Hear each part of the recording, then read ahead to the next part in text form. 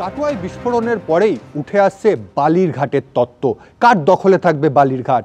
কাটোয়া শহর একেবারে চারপাশ দিয়ে রয়েছে অজয় ও ভাগীরথী। সেই ভাগীরথী অজয়ের নানান ধারেই রয়েছে বালির খাদান। সেই রকম একটা খাদানেই রয়েছি যেখানে বোমা বিস্ফোরণ হয়েছে। তার থেকে কয়েকশো মিটার দূরেই হচ্ছে এই বালির খাদান এবং দেখতে পাচ্ছি চারিদিকে সেখানে বালিও রয়েছে। কোথাও একটা তত্ত্ব কিন্তু আসছে বারবার করে যে এই বালি খাদানের আর সেখানকার দখলদারি কার হাতে থাকবে, সেই নিয়েই কি মূলত অশান্তি, সেই কারণেই কি বোমা বাঁধা হচ্ছিল। একেবারে তৃণমূলের জেলা সভাপতি রবীন্দ্রনাথ চট্টোপাধ্যায়ের বক্তব্য যে জঙ্গল শেখ, যে একসময় তৃণমূলের কাউন্সিলর ছিল, এখন তাকে বহিষ্কার করা হয়েছে, সে মূলত তার দলবল নিয়ে এই যে গোটা শহরের আশেপাশের যে বালিঘাটগুলো রয়েছিল সেগুলো দখল করার চেষ্টা করছিল। কারণ এই বালিঘাট থেকে প্রচুর টাকা পাওয়া যায় এবং সেখান থেকেই কিন্তু অস্ত্র তারপরে বোমা, এই যে বিভিন্ন টাকার দরকার সেগুলো এই বালিঘাট থেকে ওঠে এবং সেই কারণেই কিন্তু এই বালিঘাটকেই মূলত টার্গেট করেছিল।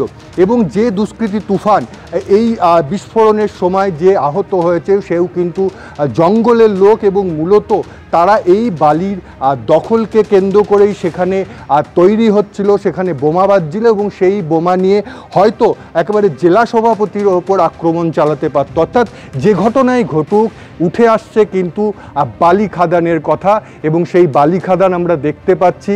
এই বালি খাদানের মধ্যেই কি লুকিয়ে রয়েছে সমস্ত রহস্য, এই প্রশ্ন বারবার করে উঠে আসছে। রানা দাস, এবিপি আনন্দ, পূর্ব বর্ধমান। বোমা বাঁধা হচ্ছিল, বালিঘাটের দখলদারি কার হাতে থাকবে মূলত কারণ নাকি সেটাই, কিন্তু বোমা বাঁধা হচ্ছিল তার উপরে বা তৃণমূল কর্মীদের উপরে হামলা চালানোর জন্য, এমনই চাঞ্চল্যকর দাবি করেছেন তৃণমূলের পূর্ব বর্ধমান জেলা সভাপতি রবীন্দ্রনাথ চট্টোপাধ্যায়। লক্ষ্য তো আমরাই, আমার উপরও হামলা হতে পারে বা আমাদের কোনো বিশিষ্ট কর্মীদের ওপরও হামলা হতে পারে এবং সেই লক্ষ্যেই ওরা বোমা বাঁধছিল এবং যে কোনো সময় ওদের একটা পরিকল্পনাই ছিল মহরমের পর, জঙ্গল শেখদের একটা পরিকল্পনাই ছিল মহরমের পর কাটোয়ায় ঢুকে আবার দখল নেওয়া, মানুষের অত্যাচার করা এবং যে কোনো সময় আমাদের পার্টি অফিসে আক্রমণ করা, আমাদের উপর আক্রমণ করা বা আমাদের অন্য কোনো কর্মীদের উপর আক্রমণ করা, এটাই টার্গেট ছিল। প্রথমে বালিঘাট দখল নেবে, সেখান থেকে রোজগার হবে এবং তারপরে ওরা আবার কাটোয়া শহরে ঢুকবে, সেখানে যাত্রার উপর হামলা হতে পারে। যাত্রা বলতে আমাদেরই কোনো কর্মী বা কোনো সমর্থকের উপরে হামলা হতে পারে। আপনার উপরও? আমার উপরেও হতে পারে। কিন্তু পুলিশ মন্ত্রীকে সরাসরি ছোটা করা হচ্ছে, তার কারণ পুলিশের যে নিজস্ব ইন্টেলিজেন্স আছে সেই ইন্টেলিজেন্স তাহলে কোথায় গেল? এর আগে পশ্চিমবঙ্গে মমতা যে সরকার তৈরি করেছে, সিদ্দিকুল্লাহ সাহেব তার কৃতিত্ব দাবি করেছিলেন, এখন তিনি বলছেন যে তাকে মারবার চক্রান্ত হয়েছে। এবার এখানে রবীন্দ্রনাথ বাবু বলেছেন তাকে মারবার বা হত্যা করবার বা আহত করবার চেষ্টা করা হয়েছে। এটা কি তৃণমূল দলের মধ্যেকার এই সমস্যার কারণে এক নেতা আরেক নেতাকে সরিয়ে জায়গা নিতে চাচ্ছে, নাকি এই রাজ্যের পুলিশ প্রশাসনটা আসলে দুষ্কৃতীদের কাছে হাতের মোয়া হয়ে দাঁড়িয়েছে বলে এই ধরনের ঘটনা ঘটছে? সেটা তো রাজ্যের প্রশাসনকেই ভাবতে হবে। কাটোয়ায় বোমা বিস্ফোরণে আহত হয়েছে তুফান চৌধুরী। তুফান চৌধুরী কে, দাগী দুষ্কৃতী কে, বলছেন তৃণমূলের পূর্ব বর্ধমান জেলা সভাপতি রবীন্দ্রনাথ চট্টোপাধ্যায়। তুফান চৌধুরী জঙ্গলের সঙ্গেই ছিল।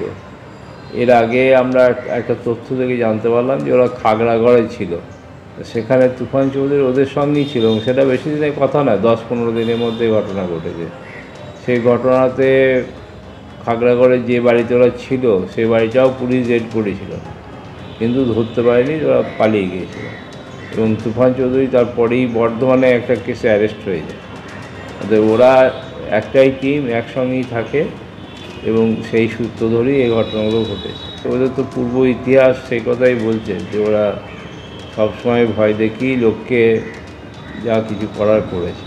সরাসরি আপনাদের ঘটনাস্থলে নিয়ে যাব। অনির্বাণ বিশ্বাস রয়েছেন আমাদের সঙ্গে। অনির্বাণ, একজন দাগী অপরাধী সমাজবিরোধী মাত্র দিন 10-15 আগে যে ছাড়া পেয়েছে, সেই এলাকায় ঢুকে একটা বাড়ির মধ্যে বোমা বানাচ্ছে, এমনকি তার সঙ্গে আরো অপরাধীরা ছিল যারা নাকি এই বিস্ফোরণের পর পালিয়ে গিয়েছে, এমনটা স্থানীয়রা দাবি করছেন। তাহলে পুলিশ কি করছিল? এভাবে কি করে এরা ঘুরে বেড়াতে পারে, এরকম অবারিত দ্বার কি করে? দেখো, এখন সবচেয়ে বেশি বড় প্রশ্ন কিন্তু এটাই যে একজন দাগী আসামি সে 10 দিন আগে জেল থেকে ছাড়া পেল এবং তারপর সে বোমা বাঁধবে এবং দুষ্কৃতী জোগাড় করে নিয়ে এসে একেবারে গ্রামের মধ্যে একটি পরিত্যক্ত বাড়িতে বোমা বাঁধবে এবং সেখানে অশান্তি তৈরির চেষ্টা করে বলেছে। পুলিশের কাছে কোনো তথ্য নেই, অর্থাৎ এটা থেকে স্পষ্ট যে একজন দাগী আসামির উপরে কিন্তু নজরদারি ছিল না পুলিশের, এবং যদি সেটা থাকতো তাহলে হয়তো এই বোমার মশলা থেকে জোগাড় করা থেকে শুরু করে দুষ্কৃতীদের ভিন জেলা থেকে নিয়ে আসা থেকে শুরু করে এই সমস্ত প্রক্রিয়া হওয়ার আগেই হয়তো পুলিশের জালে ফের এই তুফান চৌধুরী আটক হয়ে যেতে পারতো বা গ্রেপ্তার হতে পারতো। কিন্তু একটা জিনিস স্পষ্ট হচ্ছে যে ঘটনা ঘটেছে তাতে কিন্তু তুফান চৌধুরী বোমার মশলা জোগাড় থেকে শুরু করে বীরভূমের নানুর থেকে দুষ্কৃতী নিয়ে এসে বোমা বাঁধার কাজ শুরু হয়ে গেল এবং পরিত্যক্ত বাড়ি চিহ্নিত করে সেখানে বোমা বাঁধা হলো এবং দুর্ঘটনাক্রমে সেই বোমা বিস্ফোরণ ঘটলো, একজনের মৃত্যু হলো, তুফান চৌধুরী আহত হলো। তারপর গোটা বিষয়টা কিন্তু পুলিশের নজরে আসছে, অর্থাৎ একজন দাগী আসামি 10 দিন আগে জেল থেকে ছাড়া পেলেও তার উপরে যে প্রশাসনের কোনো নজর ছিল না এটা থেকে স্পষ্ট হয়ে যাচ্ছে। এবং স্বাভাবিকভাবে যেমনটা কিন্তু রবীন্দ্রনাথ চট্টোপাধ্যায়ও বলছে যে এর আগে কিন্তু তাদের অতীত যে ইতিহাস রয়েছে সেখানেও কিন্তু বারে বারে বিভিন্ন অভিযোগে কিন্তু এই তুফান চৌধুরী, জঙ্গল শেখ এরা বিভিন্ন সময় গ্রেপ্তার হয়েছে বা বিভিন্ন সময় এদের বিরুদ্ধে অভিযোগ ছিল, কখনো ভয় দেখানো, কখনো ছিনতাই, কখনো ডাকাতি, বিভিন্ন সময়।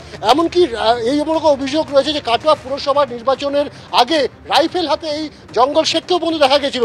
স্বাভাবিকভাবে প্রশ্ন উঠছে তাহলে কি প্রশাসনের নজর একেবারেই নেই যে একজন দুষ্কৃতী সে 10-15 দিন আগে জেল থেকে ছাড়া পেল, তারপর সে নিজের এলাকায় ফিরলো, একটি পরিত্যক্ত বাড়ি সেটিকে চিহ্নিত করলো, তারপর সেখানে বোমার মশলা জোগাড় করলো, পাশের জেলা বীরভূম থেকে সেখান থেকে দুষ্কৃতী জোগাড় করলো এবং বোমা বাঁধা পর্যন্ত হয়ে গেল। ফলত পুলিশের যে নজরদারিতার বিরাট বড়সড় গলত রয়েছে সেটা কিন্তু এই ঘটনা একেবারে চোখে আঙুল দিয়ে দেখিয়ে দিচ্ছে। কুসুমিতা। অনির্বাণ, ধন্যবাদ।